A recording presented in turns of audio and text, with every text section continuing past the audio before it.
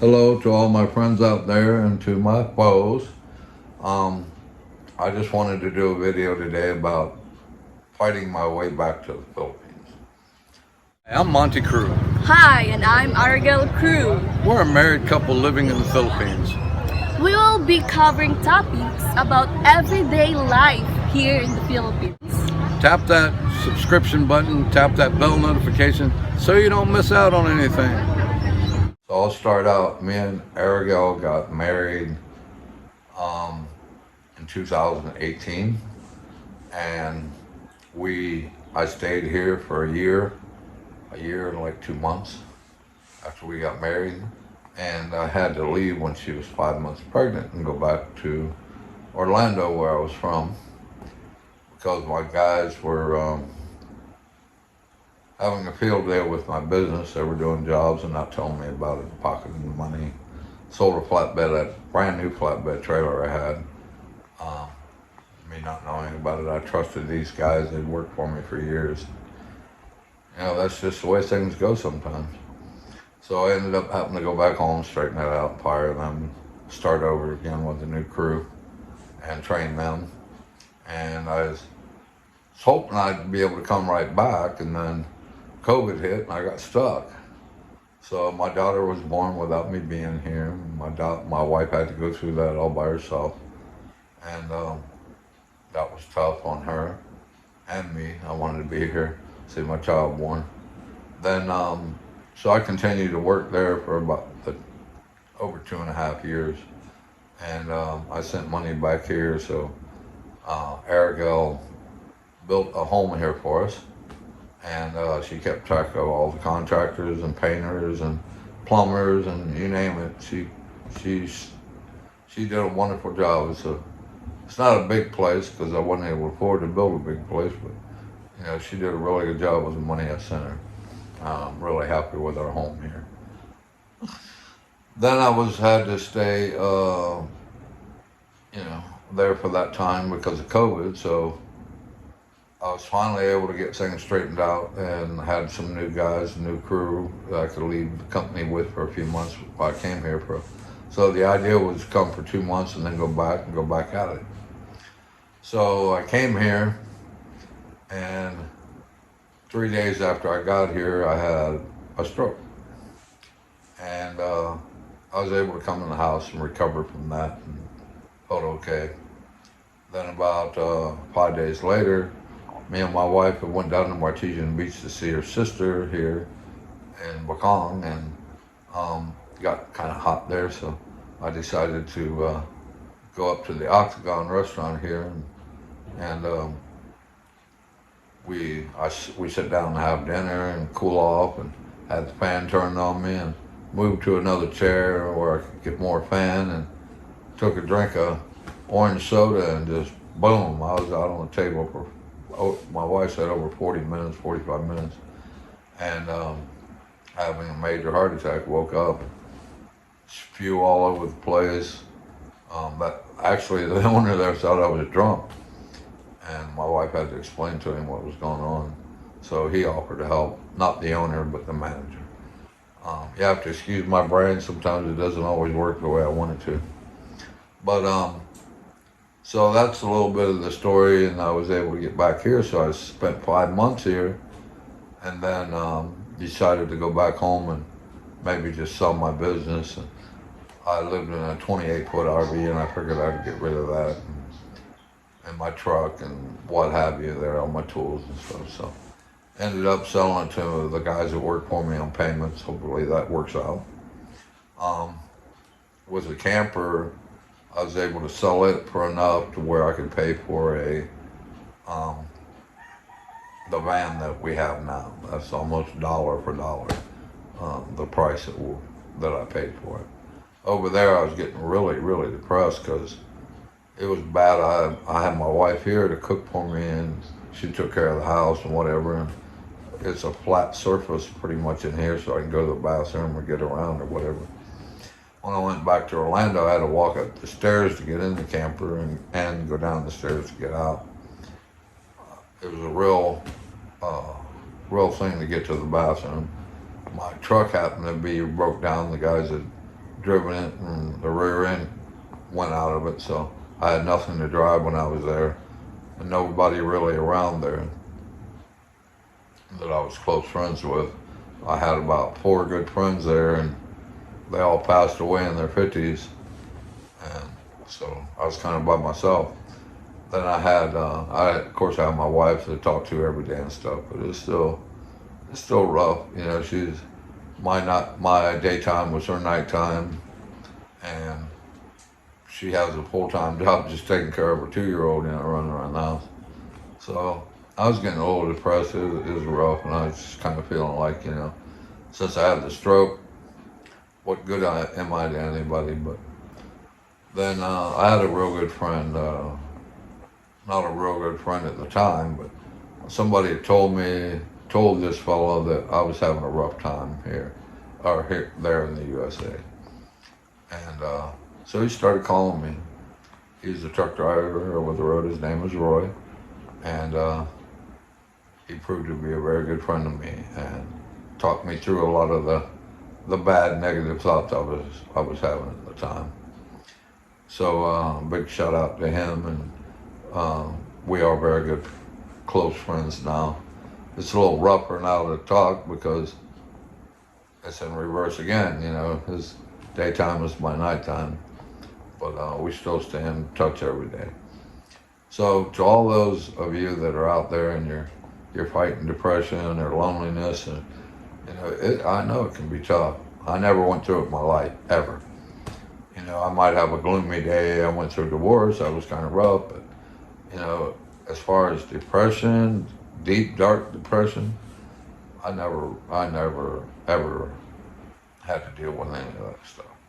So I refused to get on any medication or any stuff like that. I just figured I'd work it out, which I did. I'm very happy now, and I'm glad that I had someone, including my wife and Roy and a couple others, talk to me and keep my spirits up. But I was able to sell all that stuff and get out of there and come back home. And it's really nice to be back here and do things. And we did have a YouTube channel before, and it was doing okay. We had about 3,000 subscribers, and I still have it up, but it just kind of turned into a dead channel. You know, I put a video up, I get like 256 views.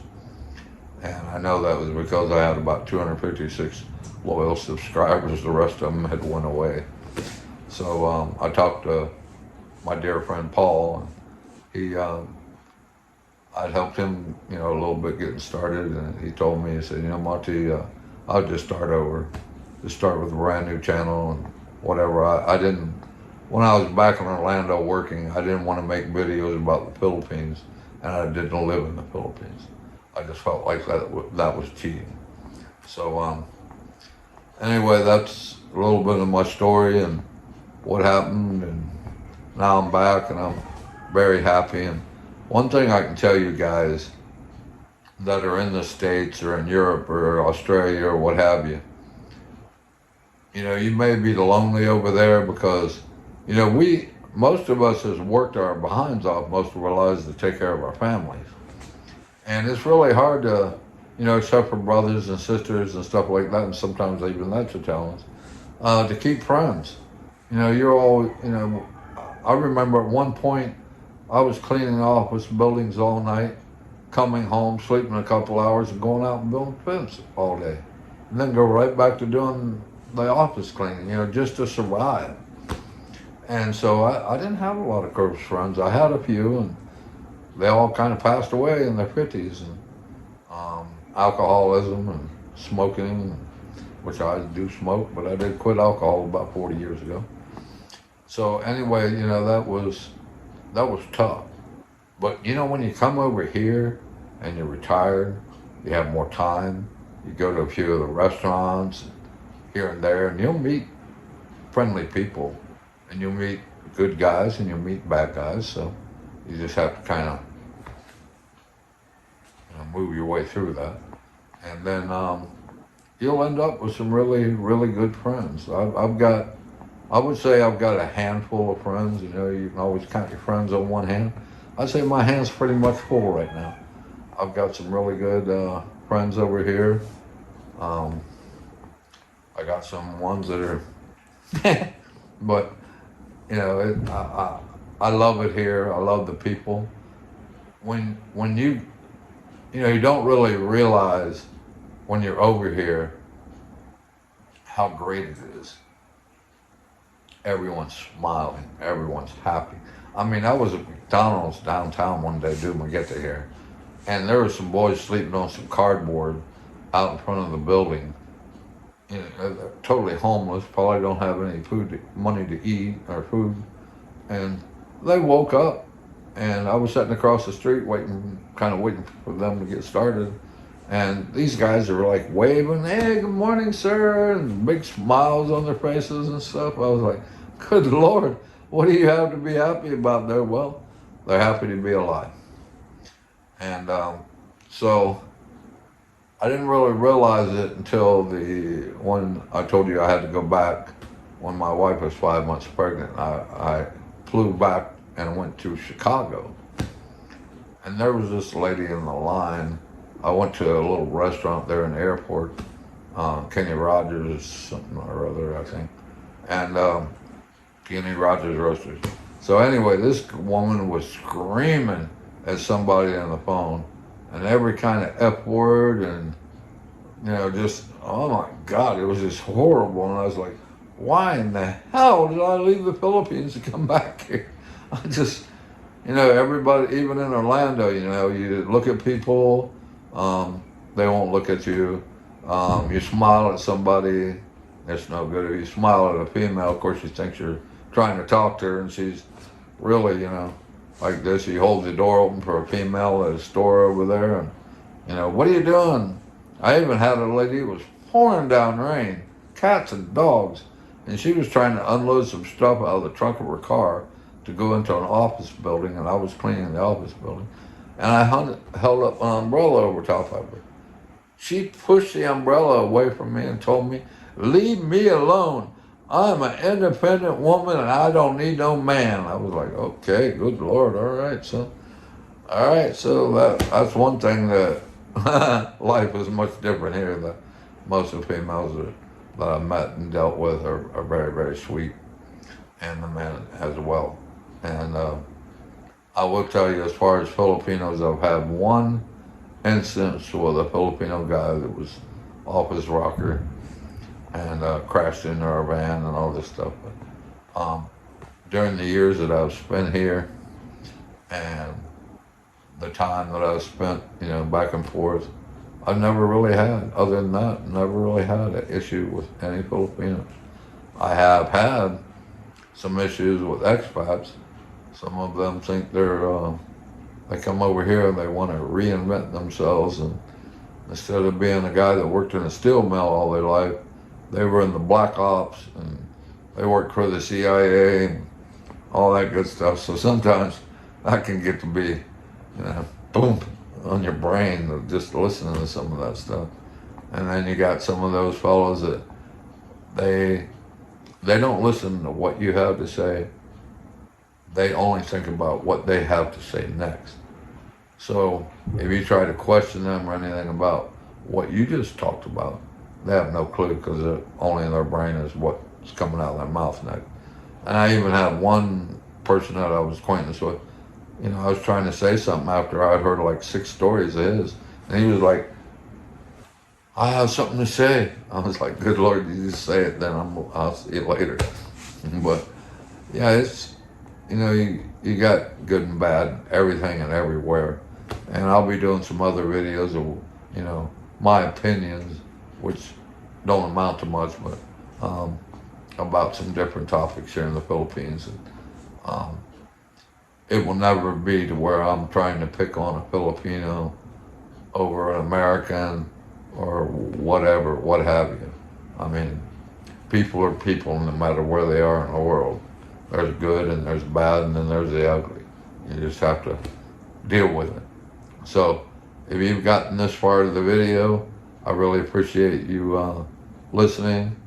Hopefully you will like and subscribe to our channel. It just happened to be a day when Ariel was out with Faith, and it's nice and quiet in the house, and I can make a video and nobody would complain about the background noise. The kind of rooster's kind of quiet now. And I like to also mention that in the description below, you'll see that I use TubeBuddy for my channel here and for my pencil business, and I've used it for other things. And it's an extremely great thing. I'll make a little bit of change off of it if you happen to use TubeBuddy through my link. And I also have the information down there, and I won't get anything from that, about where I bought the van.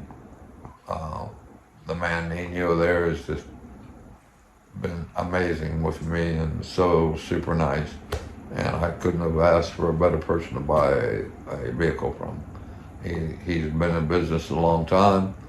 He's a Filipino and probably a multi-millionaire in US dollars, not just in pesos.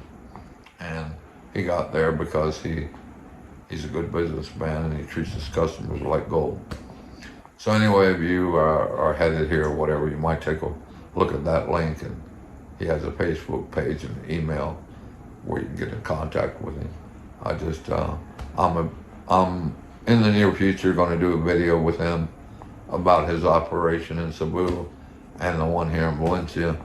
And I went all over the internet, and there's a few in English about the multi-cabs here, but most of them are, negative things where they bought one off somebody else or a friend of a friend. And it's kind of got in a bad situation.